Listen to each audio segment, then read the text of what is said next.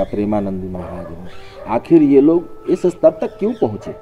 उन्होंने उनको समझ लो अपने रक्त में बसा लिया है, अपनी आत्मा में बसा लिया है, कण कण में उनके वो विराजमान है। मैं आंखें बंद किए लेटा, इतने में आवाज सुनाई बड़ी भारी भरकम। महाराज जी इधर राजस्थान, उधर चंबल। चंबल बड़े खतरनाक इलाके, वो डाकुओं वाला चंबल। ऐसे कई बार मेरे अनुभव हुए, कई बार मैं ऐसी जगह फंसा कि रास्ता नहीं दिख रहा, तुरंत रास्ता दिख गया, 2 सेकंड नहीं हुआ, 2 मिनट नहीं हुआ कि रास्ता दिख गया, ये रास्ता तो गलत जा रहा है, इस रास्ते गया। और रास्ता दिखाने वाला कौन? हाँ, बहुत सारे ऐसे अनुभव हुए। हाँ, हमारे पिता एक ही है। सही बात। बहुत सारे ऐसे अनुभव हुए। जैसे महाराज जी कुछ कोई घटना आपके जीवन की? घटना हुई थी, मैं शुरुआती दौर में था, तो लगभग 5-6 साल हो गए थे मुझे।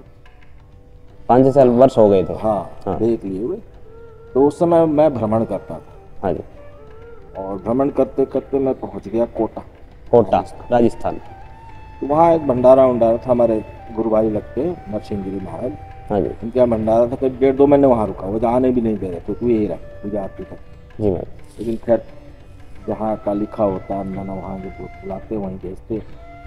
तो एक गोपालगिरी करके मेरा गुरु भाई था, वो मेरे बगल में ही आसन उसका लगा हुआ, तो उससे मैंने चर्चा किया, बढ़िया कोई स्थान था, तो ठीक है चल। अब वो सुबह 7 बजे 2 कचौड़ी, 1 चाय का नाश्ता करके निकले। टेम्पो, गाड़ी, बस, घोड़ा सब चल रहा, पैदल 2 किलोमीटर पैदल सुबह 7 बजे से चलना शुरू किया। करते करते 12 बज गए।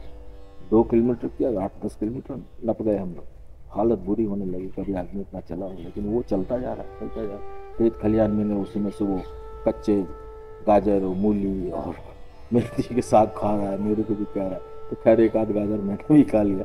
जगह जगह रुक के पानी प्यास करते करते वो एकदम जंगल में पहुंच गए, वीरान एकदम। वहां पे एक छोटा सा मंदिर था, बजरंगबली महाराज का छोटा मंदिर। तो वो वहीं जाके झोली उली रखा, बोला चलो बगल में नर्मदा नदी होती है, थकान दूर हुई, दूध पिला।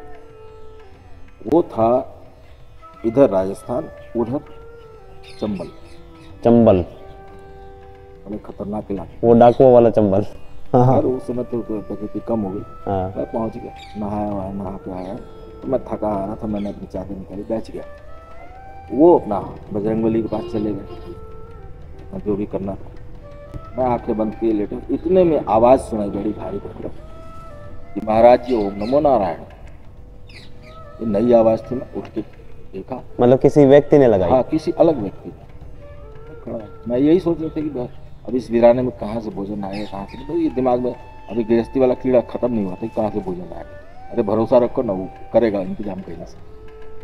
तो वो आके उसके साथ उसकी घरवाली भी, दोनों की थाली ली, थका हुआ। तो मैं बैठ गया, और लंबा चौड़ा, बड़ी बड़ी सुनसान जंगल में। उसकी घरवाली साथ राजस्थानी था। मैं उठ के बैठ गया, लो महाराज जी भोजन था। वो भी आ गए, हम लोगों ने बढ़िया भोजन किया, बाजरे की रोटी, सरसों की साग वगैरह था। अब तो भूख में तो सब चीज़ अच्छा लगे, भूख लगी सुबह के तो ले लिया। उसके बाद हमने उससे पूछा कि एक बात बता, तुझे क्या सपना आया था? कहाँ से आया? तेरे को सपना आया था कि 2 ही महात्मा पहुंचे हैं, 2 ही थाली लेके जाएंगे, 1 या 3 नहीं, 5 नहीं, 2 ही क्यों लाए? क्यों लाए? किसने बुलाया इतने सुनसान जंगल में? तो उसने कहा कि महाराज जी ऐसी बात है, आज से 20 साल पहले मैं डकैत था। अच्छा, डकैत था? यहाँ से 8 किलोमीटर दूर मेरी झोपड़ी। हाँ। एक बार ऐसे वहां से मैं आया तो पुलिस की गोली लगी। अच्छा। तो मैं यहाँ आया तो एक महात्मा विराजमान, उन्होंने मेरा वो निकाला और उसके मलहम कर दी, और उन्होंने मेरी क्लास लगाई महात्मा। उस दिन से मैंने तौबा कर ली कि अब ये डकैती का काम नहीं करूँ। मेरे 3 बच्चे, एक इंस्पेक्टर, एक LIC एजेंट है, पता नहीं क्या बताया। तो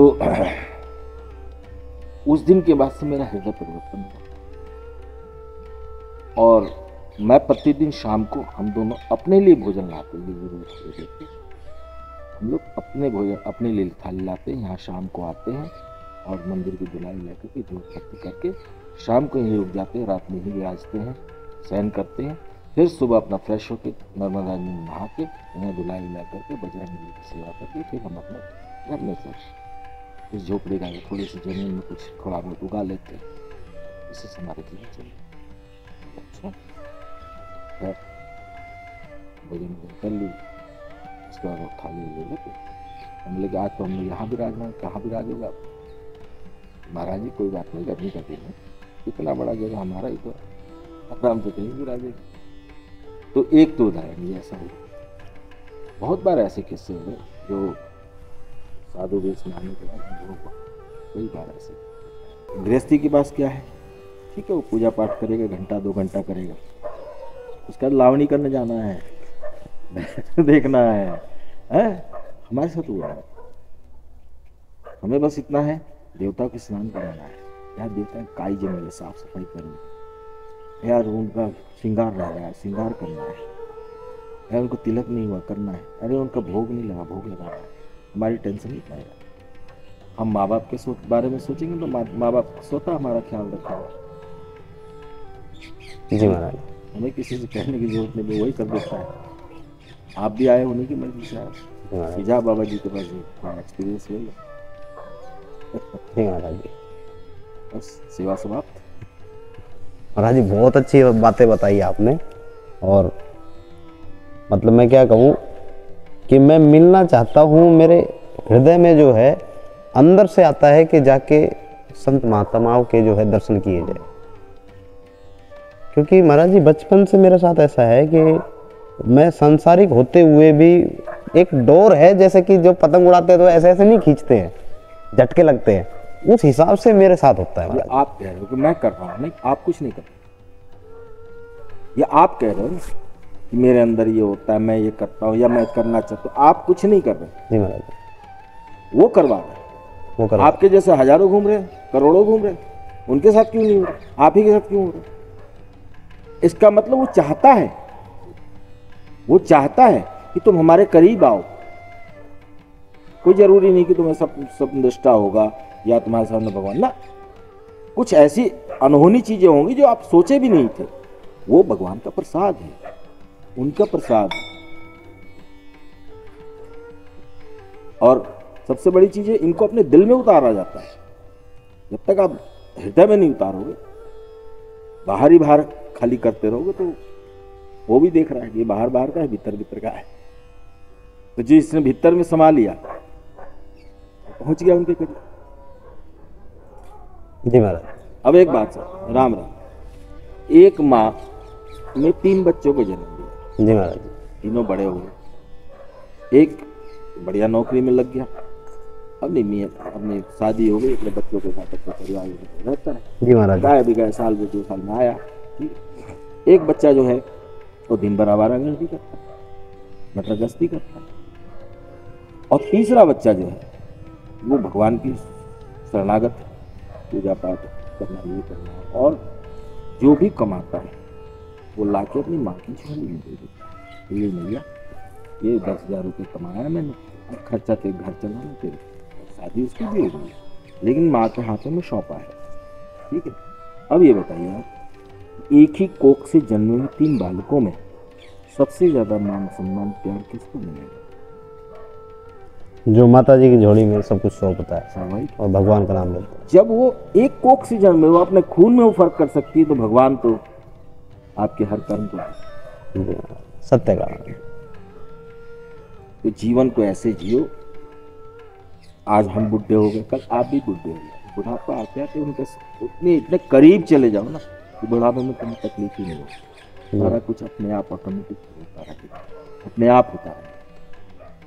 करने वाले हैं, इनमें डूबना हो, इनमें उतरना हो। आज जो भी संत महात्मा हो, चाहे धीरेन्द्र शास्त्री, कृष्ण शास्त्री हो या प्रेमानंदी महाराज हो, आखिर ये लोग इस स्तर तक क्यों पहुंचे?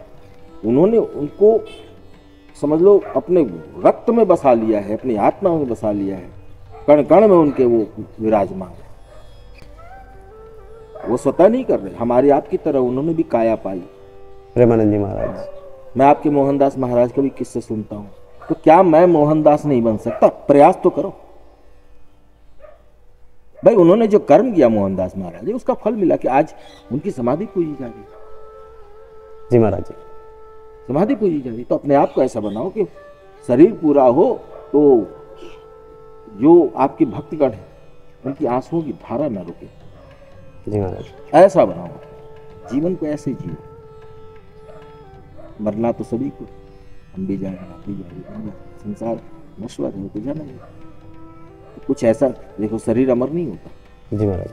अमर आपके कर्म होते, अमरता आपके कर्म की मिलती है, जिसकी गाथा युगों युगों तक चलती है। राम की गाथा आज भी चल रही है, बजरंगबली की गाथा आज भी चल रही है। जी महाराज। तो कर्म ऐसा करो युगों युगों तक आपको याद किया जाए।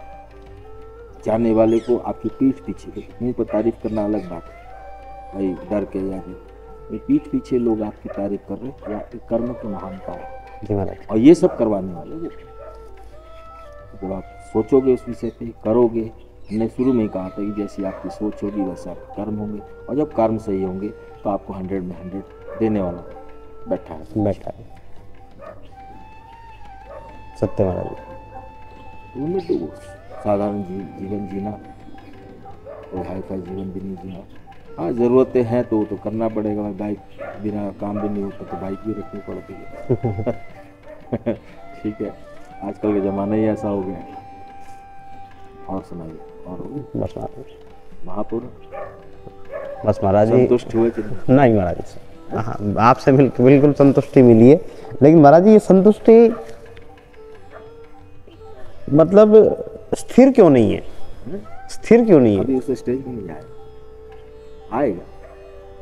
वक्त का इंतजार करो, सब्र रखो, संयम रखो, कर्म अच्छे करो, विचार अच्छे रखो, आएगा। स्टेबिलिटी आती है, हाँ। हर चीज में स्टेबिलिटी आती है। जैसे हमारे अंदर हम आ गए हैं तो बाहर आ गए, स्टेबिलिटी आ गई। जैसे अब वृंदावन जाता हूँ तो मन करता है कि मैं वहां से लौट के ना आऊँ। संत बनने के बाद 10-12 साल तो मैं भ्रमण किया मैंने।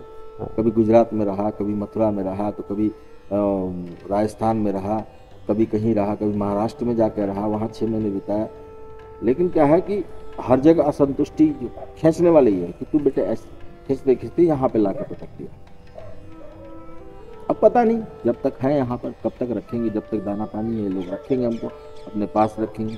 जिस दिन दाना पूरी वो नहीं पूरा हुआ, इनकी आदेश होगी, चल बेटा आप तू दूसरी जगह वहाँ पर पहुँच गया, अपने आप स्वतः मेरे कदम वहाँ पहुँच जाएंगे।